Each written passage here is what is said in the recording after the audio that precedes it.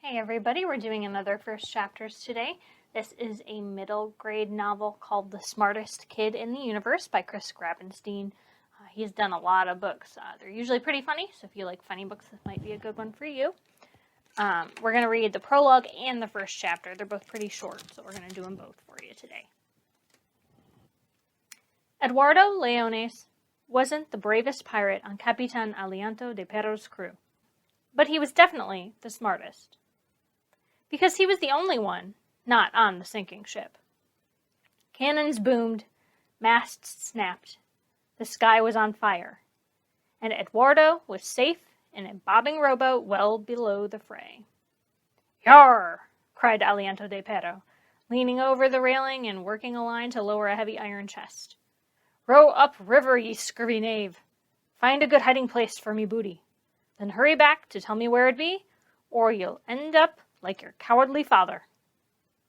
"Si, Capitan," the clever Eduardo shouted back, even though he planned to obey only the first half of that order. Because the treasure wasn't the captain's. Alianto de Perro had stolen it from Eduardo's father. El Perro Apestoso, the stinky dog, the ship that the blustering pirate Alianto de Perro, Dog Breath, now commanded, had been seized in an ugly mutiny from Eduardo's father, the brave buccaneer Angel Vengador Leones.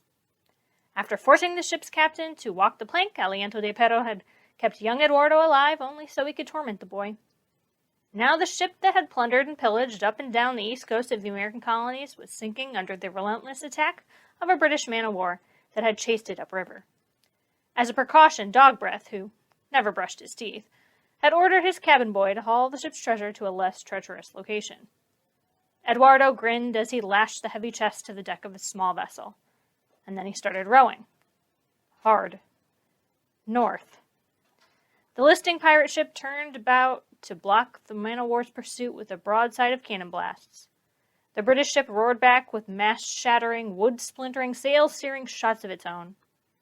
The stinky dog might not be afloat when young Eduardo found a secure spot to hide his captain's treasure, which was fine by Eduardo.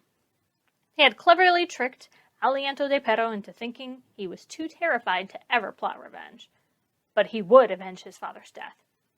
All that treasure would become his, and his children's, and his children's children's, and his children's children's children's, and his children's children's children's children's. If only they would prove bold and clever enough to find it. Chapter 1.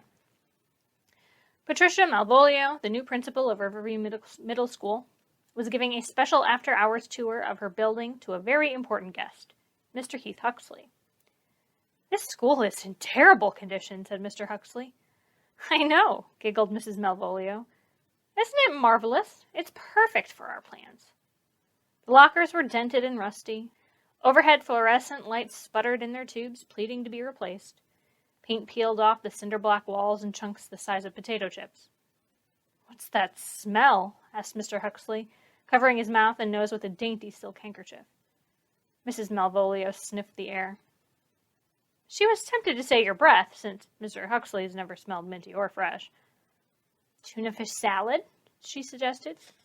"Stinky cheese? Moldy pizza?" It's hard to tell.